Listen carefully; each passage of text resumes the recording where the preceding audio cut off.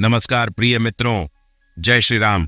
आप सभी का स्वागत है हमारे YouTube चैनल में। दोस्तों, आज की जो कहानी है यह बहुत ही ज्ञानवर्धक और बहुत ही मोटिवेशनल है।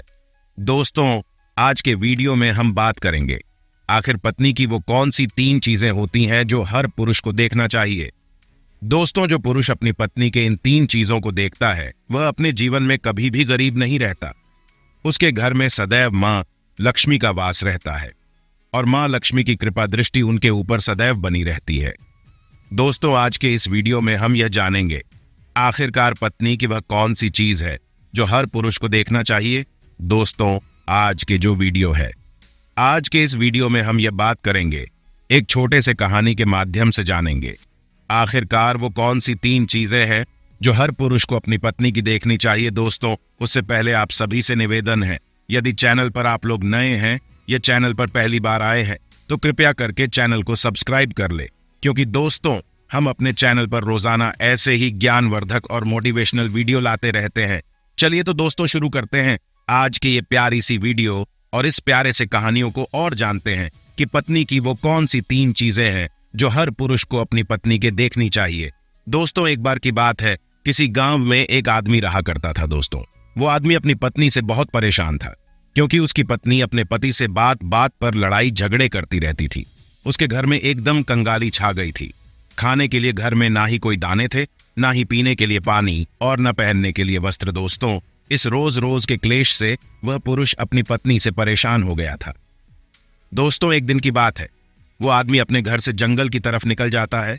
दोस्तों, जंगल में जाते जाते उस आदमी को एक साधु से मुलाकात होती है। दोस्तों, तब वो आदमी उस साधु के पास बैठ जाता है और वहां पर बैठकर रोने लगता है।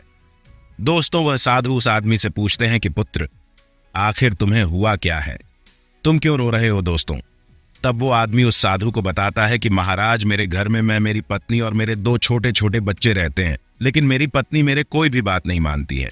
बात बात पर मुझसे लड़ाई झगड़े करती हैं, जिसकी वजह से मेरा छोटा सा बिजनेस था वो भी बंद हो गया। अब हम घर में दाने दाने के लिए मोहताज है। हमारे घर में खाने के लिए कुछ नहीं है, पीने के लिए पानी नहीं है और पहनने के लिए वस्तु नहीं है। लेकिन मैं अपनी पत्नी को समझाता हूं कि लड़ाई झगड़े न करें, लेकिन इसके बावजूद भी वह घर में रोज नहीं करती है। इस वजह से मैं बहुत दुखी हूं और बहुत परेशान हूं, इसीलिए मैं घर छोड़कर आपकी शरण में आया हूं। दोस्तों को साधु महाराज उस आदमी को बोलते हैं कि पुत्र, रो मत। आज मैं तुम्हें ऐसे 3 चीजें बताने जा रहा हूं जो पुरुष अपनी पत्नी की 3 चीजों को देखता है, वह पुरुष अपने जीवन में कभी भी गरीब नहीं रहता हूं और ना ही उसके घर में कभी लड़ाई झगड़े होते हैं, उसके बिजनेस में तरक्की होती है।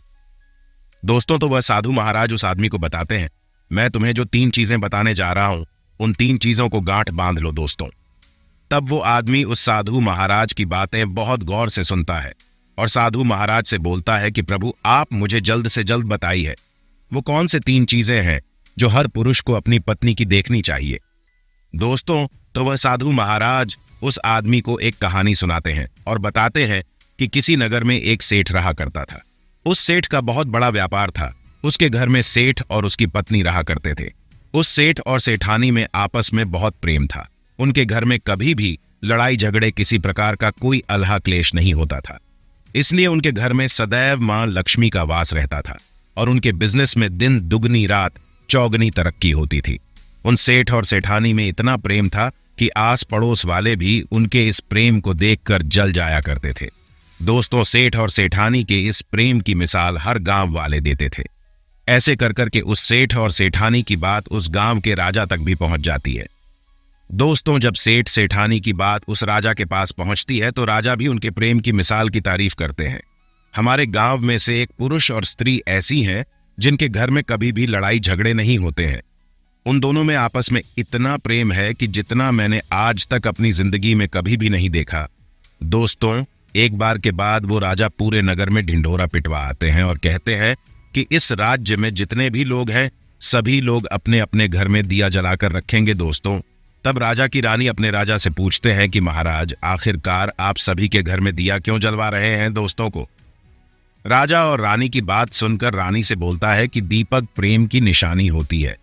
जिसके घर में दीपक जलना है उसके घर में सदैव ही प्रेम बना रहता है और मैं चाहता हूं कि जो मैं सेठ और सेठानी के बीच में है वही प्रेम हमारे इस नगर में, हमारे इस राज्य में सभी पति और पत्नी के बीच में हूं, इसीलिए मैं हर घर में दीपक जलाना चाहता हूं। दोस्तों, राजा के सैनिक पूरे नगर में ढिंढोरा पीटते हैं और बोलते हैं कि सभी के घर में रात भर दीपक जलाना चाहिए। दोस्तों, राजा की बात मानकर सभी नगरवासी अपने अपने घर में दिया जलाते हैं, लेकिन जैसे ही आधी रात होती है सभी के घर के दीपक बुझ जाते हैं। लेकिन उस सेठ और सेठानी के घर के दीपक कभी भी नहीं बुझती है, क्योंकि दोस्तों जो सेठानी थी वह अपने घर का दीपक इसलिए नहीं घुसने देना चाहते थे क्योंकि दीपक प्रेम की निशानी होती है और उस सेठ और सेठानी का प्रेम बरकरार रहे, इसलिए वह दीपक को जलाकर रखती थी। लेकिन दोस्तों जो सेठानी थी वो अपने मनमानी काम करती थी, उसका जो मन करता था वो वही काम करती थी। लेकिन सेठ को इस बात से कभी भी कोई दिक्कत नहीं होती थी, क्योंकि सेठ बहुत समझदार था। वह सोचता था कि यदि मैं अपनी पत्नी को रोक टोक करूंगा तो घर में बेवजह ही लड़ाई झगड़े होंगे। दोस्तों, इसलिए सेठ सेठानी की कई चीजों को और कई बातों को अनदेखा कर देता था। वो सेठ इसलिए अनदेखा करता था ताकि पति पत्नी में वो प्रेम और व्यवहार बना रहे। दोस्तों, एक दिन के बाद राजा और रानी अपनी छत के ऊपर खड़े होकर अपने नगर का नजारा देख रहे थे और वह राजा और रानी देखते हैं कि उनके पूरे राज्य में अंधेरा था, लेकिन सिर्फ एक सेठ और सेठानी का ही घर काम जिसके घर में दीपक जल रहा था। दोस्तों, तब राजा रानी से बोलता है कि भी पुराने सेठ और सेठानी में कितना प्रेम है। सभी के घरों का दीपक बुझ गया है, लेकिन सेठ और सेठानी के घर का दीपक अभी भी चल रहा है।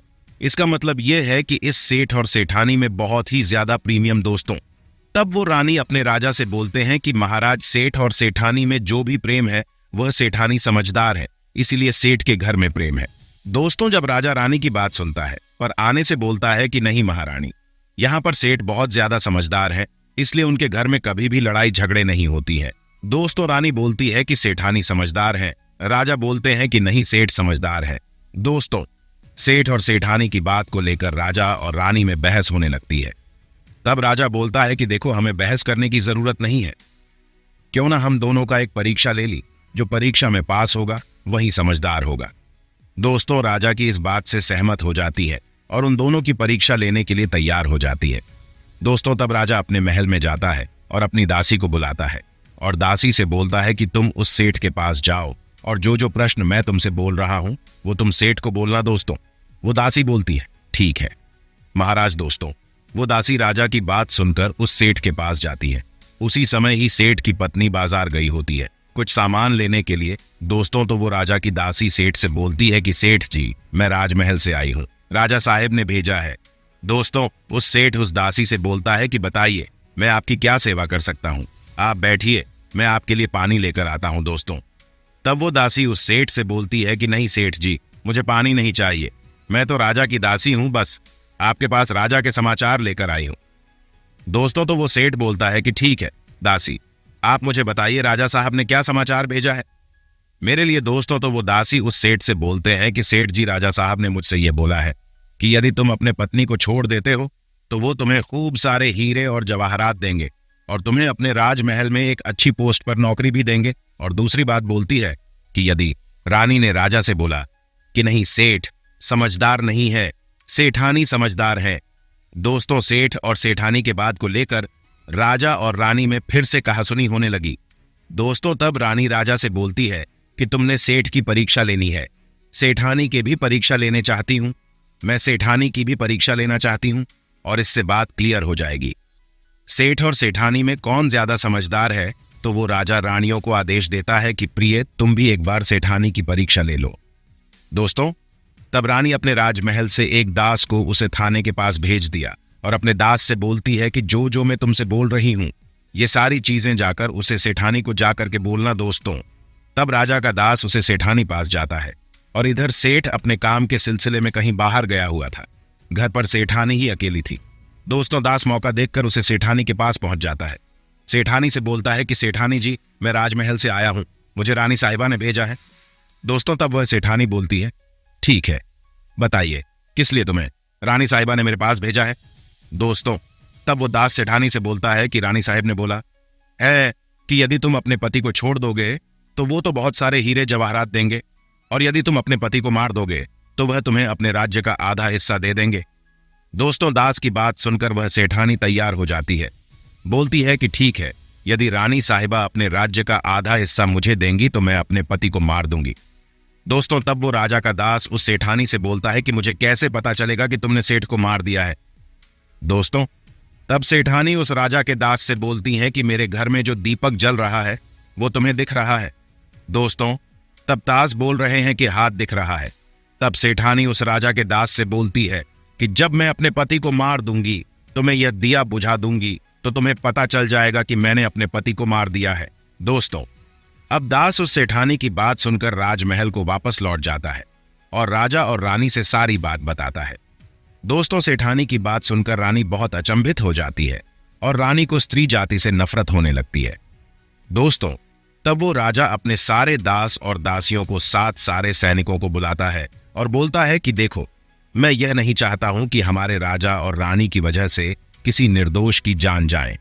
तुम ऐसा करो, सेठानी के घर पर जाओ और उस सेठ को सारी बातें बता दो और उस सेठ को बच लो। दोस्तों, इधर दास और दासी सेठानी के घर पर जाते हैं और सोचते हैं कि सेठानी तो सेठ को रात में मारेगी और दिया भी तभी बुझाएंगे। इससे पहले ही हम सेठानी के घर पे हमला बोल देते हैं। दोस्तों, इधर रात नहीं हुई थी, शाम का समय था। जैसे ही राजा के सैनिक उस सेठानी के घर पर धावा बोलते हैं, देखते हैं कि सेठ पहले से ही मरा हुआ है। दोस्तों, तब राजा और रानी के दास दासी उस सेठानी से बोलते हैं कि सेठ तो मरा पड़ा है, लेकिन सेठ को तो तुम्हें रात में मारने के लिए बोला गया था। दोस्तों, तो वो सेठानी उस दास और दासी से बोलती है कि सेठ को तो मुझे मार ही था, रात में तो मुझे दिया बुझाना था, इसलिए सेठ को मैंने दिन में ही जहर देकर मार दिया है। अब मेरा काम है दिया बुझाने का। दोस्तों, वो सैनिक उल्टे पांव ही उस सेठ के घर से राजा के दरबार में भागे भागे जाते हैं और राजा को सारी बातें बताते हैं। दोस्तों, राजा क्रोध से आग बबूला हो जाता है और उसको स्त्रियों से घृणा होने लगती है और वो अपने सैनिकों को भेजता है कि उस सेठानी को बंदी बनाकर लाया जाए। दोस्तों, तब राजा के सैनिकों उस सेठानी को बंदी बनाकर राजा के राज दरबार में पेश करते हैं। दोस्तों, तब वो राजा उस सेठानी को कारावास में डलवा देता है और वो राजा समस्त स्त्री जाति से नफरत करने लगता है। दोस्तों, वो साधु इस कहानी को उस गांव के आदमी को सुनाता है।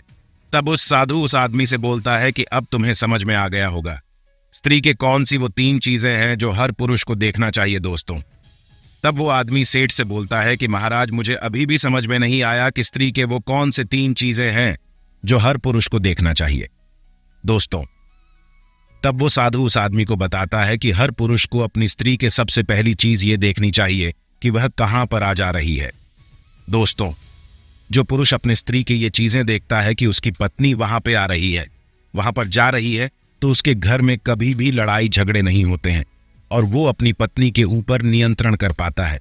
दूसरी चीजें पुरुष को पत्नी के अंदर ये देखनी चाहिए कि उसकी पत्नी के बोल चाल कैसी है, वह अपने पति की इज्जत कर रही है या फिर नहीं, अपने पति की बात मान रही है या फिर नहीं। जो स्त्री अपने पुरुष की बात नहीं मानती है, अपने पति की इज्जत नहीं करती है, वह अपने पति के साथ कुछ भी कर सकती है, जैसे कि उस सेठानी ने सेठ के साथ किया था। इसलिए हर पुरुष को अपनी पत्नी की ये चीजें देखनी चाहिए। तीसरी चीजें वो साधु उस आदमी को बताता है कि हर पुरुष को पत्नी के चाल चलन जरूर देखने चाहिए। दोस्तों, जो पुरुष पत्नी के चाल चलन देखता है और उसके चाल चलन पर उससे ज्यादा प्रेम नहीं करता है, उसको अपने कंट्रोल में करके रखता है, तो उसके घर में कभी भी लड़ाई झगड़े नहीं होते हैं। दोस्तों, जो स्त्रियां अपने घर में मनमानी चलाती हैं, पति की बातों को नहीं मानती हैं, उनके घर में इस तरीके की ही मुसीबत आती है। दोस्तों, ये 3 बातें वह साधु महाराज उस आदमी को बताता है। दोस्तों, फिर वो आदमी इन 3 चीजों को गांठ बांध लेता है और साधु को प्रणाम करके अपने घर पर चला जाता है। दोस्तों, मैं उम्मीद करता हूं इस कहानी से आपको बहुत कुछ सीखने को मिला होगा। साथ ही यदि चैनल पर नए हैं तो चैनल को सब्सक्राइब कर ले, क्योंकि दोस्तों, हम अपने चैनल पर रोजाना ऐसे ही ज्ञानवर्धक और मोटिवेशनल वीडियो लाते रहते हैं। धन्यवाद दोस्तों। जय श्री राम।